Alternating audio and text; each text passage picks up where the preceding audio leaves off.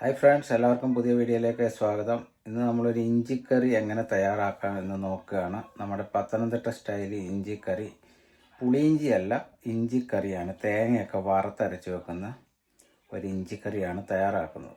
അന്നേരം നമുക്ക് എളുപ്പത്തിൽ എങ്ങനെ വെക്കാമെന്ന് നോക്കാം. അന്നേരം നേരെ വീഡിയോയിലേക്ക് പോവാം. ഏകദേശം 250 ഗ്രാം അടുത്ത് ഇഞ്ചിയാണ് എടുത്തേക്കുന്നത്. ഇവിടെ 1 കിലോ ഇഞ്ചിയുടെ പ്രൈസാണ് കാണുന്നത് കേട്ടോ. 5.5 പൗണ്ട്, 550 രൂപ 1 കിലോ ഇഞ്ചിയുടെ വിലയാണ്. ഇപ്പം ഞാൻ എടുത്തേക്കുന്ന ഇഞ്ചിക്ക് ഏകദേശം 130 രൂപ, 1 രൂപ 29 പെൻസ്, 1 പൗണ്ട് 29 പെൻസാണ്. കോക്കനട്ട് ഇതാണ് എടുത്തേക്കുന്നത്. ചിരകിയ തേങ്ങ ഏകദേശം 400 ഗ്രാമോളം ഉണ്ട്, ഒരു പാക്കറ്റ്. അത്രയും തേങ്ങ എടുക്കുന്നുണ്ട്. ഇനി ഇഞ്ചിയെല്ലാം ഞാനൊന്ന് കട്ട് ചെയ്തെടുക്കുകയാണ്. വലത്ത് സൈഡിൽ ഇരിക്കുന്ന ഇഞ്ചിയെല്ലാം കുഞ്ഞ് പീസുകളായിട്ട് കട്ട് ചെയ്തതാണ്, ചെറുതായിട്ട്.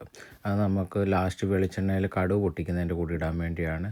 ഇത് വറുത്തെടുക്കാൻ വേണ്ടിയാണ് തേങ്ങയുടെ കൂടെ ഇട്ട്. അതുകൊണ്ട് ഇച്ചിരി വലുപ്പത്തിൽ അരിഞ്ഞ്, അത് ഇച്ചിരി വലുപ്പമായാലും കുഴപ്പമൊന്നുമില്ല. പാൻ അടപ്പത്ത് വെച്ചിട്ടുണ്ട്. ഇനി തേങ്ങ അതിലേക്ക് ഇട്ട് കൊടുക്കുകയാണ്. തേങ്ങയെല്ലാം അതിലേക്ക് ഇട്ട് കൊടുത്തിട്ട് ഒന്ന് എല്ലാം മൂപ്പിച്ചെടുക്കണം. ആദ്യം ഹൈ ഫ്ലെയിമിലിട്ടിട്ട് നല്ലതുപോലെ ഒന്ന് തേങ്ങയൊന്ന് മൂപ്പിച്ചെടുക്കാൻ വേണ്ടി ഇട്ടിട്ടുണ്ട്. പിന്നെ തീ കുറച്ചാൽ മതി. വെള്ളമൊക്കെ ഒന്ന്, ഈർപ്പമൊക്കെ ഒന്ന് വലിഞ്ഞതിന് ശേഷം, അതിനുശേഷം വലുപ്പത്തിൽ അരിഞ്ഞു വെച്ചിരിക്കുന്ന ആ ഇഞ്ചി കഷ്ണങ്ങളെല്ലാം ആ തേങ്ങയിലേക്ക് ഇട്ട് കൊടുക്കുക. തേങ്ങയിലെ ആ വെള്ളത്തിൻ്റെ ഒന്ന് ഈർപ്പം ഒന്ന് വലിഞ്ഞതിന് ശേഷമാണ് ആദ്യം ഹൈ ഫ്ലെയിമിൽ ഇട്ടതിന് ശേഷം എന്നിട്ട് അതിലൂടെ ഇട്ട് കൊടുക്കുക. അതിൻ്റെ കൂടെ ഞാൻ ചുമന്നുള്ളി ചേർക്കുന്നുണ്ട്. ചുമന്നുള്ളി എല്ലാം ഒന്ന് കട്ട് ചെയ്തെടുക്കാൻ പോവുകയാണ്. ഇത് ഫ്രോസൺ ചുമന്നുള്ളി വാങ്ങാൻ കിട്ടുന്നതാണ്. 340 ഗ്രാമിൻ്റെ കുറച്ച് എടുത്തിട്ടുള്ള, അതിൻ്റെ പകുതി എടുത്തിട്ടുണ്ട്. ഇനി ഇത്രയും ചുമന്നുള്ളി എടുത്തിട്ടുണ്ട്. ഇതെല്ലാം നല്ലപോലെ ഒന്ന് ഇളക്കി കൊടുക്കാം. ഇളക്കി അവിടെ ചൂടാകുന്ന സമയത്ത് നമുക്ക് പിഴുപുളി എടുക്കണം. കുറച്ച് പിഴുപുളി എടുത്തിട്ട് വെള്ളത്തിൽ ഇട്ട് വെക്കുകയാണ്. ഈ സമയം കൊണ്ട് നമുക്കിനി തേങ്ങയിലേക്ക് മുളക് പൊടിയൊക്കെ ഒന്ന് ചേർത്ത് കൊടുക്കാം.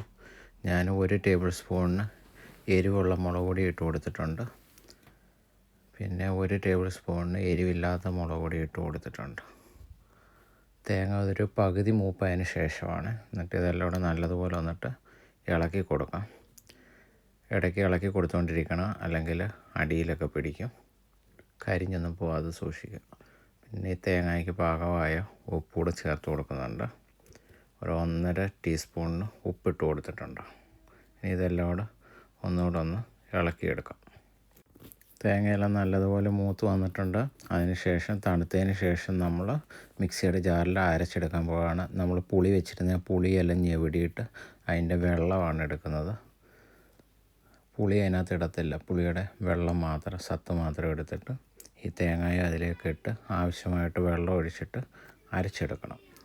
അതിന് പുളിവെള്ളം മാത്രം തികയത്തില്ല, കുറച്ച് വെള്ളമോടെ ചേർത്ത് അരച്ചെടുത്തിട്ടുണ്ട്. ഇനി പാൻ അടപ്പത്ത് വെച്ചിട്ട് ആ പാനിൽ തന്നെ നമ്മൾ വെളിച്ചെണ്ണ ഒഴിച്ച് കൊടുക്കുകയാണ്. വെളിച്ചെണ്ണ ചൂടായിട്ടുണ്ട്. ഇനി 1 ടീസ്പൂണ് കടുക് ഇട്ട് കൊടുത്ത് പൊട്ടിക്കുകയാണ്.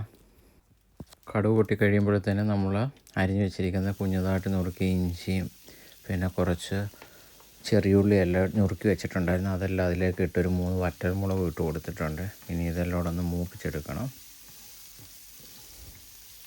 ഇനി 3/4 ടീസ്പൂണ് ഉലുവാപ്പൊടി ചേർത്ത് കൊടുക്കുന്നുണ്ട്. പിന്നെ ഒരു 1/2 ടീസ്പൂണ് മഞ്ഞൾപ്പൊടി ചേർത്ത് കൊടുക്കുന്നുണ്ട്. ഒരു ശകലം കായപ്പൊടിയോടെ ചേർത്ത് കൊടുക്കുന്നുണ്ട്. നല്ലതുപോലെ എല്ലായിടും ഒന്ന് ഇളക്കി കൊടുത്തതിന് ശേഷം വീണ്ടും 1 ടീസ്പൂണ് ഉപ്പൂടെ ചേർത്ത് കൊടുക്കുന്നുണ്ട്. അതിന് ശേഷം മുളക് പൊടി ഞാൻ എരിവുള്ളതും എരിവില്ലാത്തതോടെ ഓരോ ടീസ്പൂൺ വീതോടെ ചേർത്ത് കൊടുത്തിട്ടുണ്ട്. മുമ്പ് നമ്മൾ മുളക് പൊടി ഇട്ടാണ് മൂപ്പിച്ച് അരച്ചെടുത്തത്. അന്നേരം ഇതിന് പാകമായിട്ടുള്ള കടുക് പൊട്ടിച്ചതിൻ്റെ ആ മസാലയ്ക്കുള്ള മുളക് പൊടിയെ ചേർത്തിട്ടുള്ളൂ.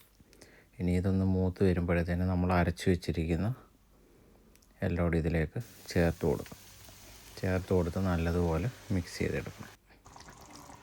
ഇനി ഇതെല്ലാം ഒന്ന് തിളച്ച് കുറുകി വരണം. ഈ എണ്ണ പൊട്ടുന്നുണ്ടല്ലോ, ഈ വെള്ളം കുമ്പള മാതിരി വരുന്നുണ്ട്, അതെല്ലാം പൊട്ടി എണ്ണ തെളിയുമ്പോഴത്തേന് നമ്മൾ വാങ്ങുന്നതായിരിക്കും. അപ്പോഴത്തേന് റെഡിയാവും. ഇഞ്ചിക്കറി റെഡി ആയിട്ടുണ്ട്. എല്ലാം നല്ലതുപോലെ തണുത്തതിന് ശേഷം കോരി ഒരു കുപ്പിയിലേക്ക് മാറ്റാൻ വേണ്ടിയാണ്. കണ്ടില്ല, നല്ല കുറുകി നല്ല പരുവമായിട്ട് വന്നിട്ടുണ്ട്. കണ്ടോ, ഈ പരുവത്തിൽ വേണം ഇഞ്ചിക്കറി ഇരിക്കുക. ഒത്തിരി ലൂസല്ല, എന്നാലും ഇത് കണ്ടില്ലേ നല്ല ഒരു പരുവത്തിൽ, ഈ ഒരു പരുവത്തിൽ നമുക്ക് കാണാമല്ലോ. ഇഞ്ചിക്കറി ഇനി കുപ്പിയിലേക്ക് മാറ്റുകയാണ്. അതിന് വീഡിയോ എല്ലാവർക്കും ഇഷ്ടമായെന്ന് വിചാരിക്കുന്നു. ഇഷ്ടമായെങ്കിൽ ഒന്ന് ലൈക്ക് ചെയ്തേക്കുക. ചാനലും മറക്കാതെ തന്നെ ഒന്ന് സബ്സ്ക്രൈബ് ചെയ്തേക്കുക. അപ്പോൾ മറ്റൊരു വീഡിയോ ആയി കാണും വരേക്കും സ്റ്റേ സേഫ്. ബൈ.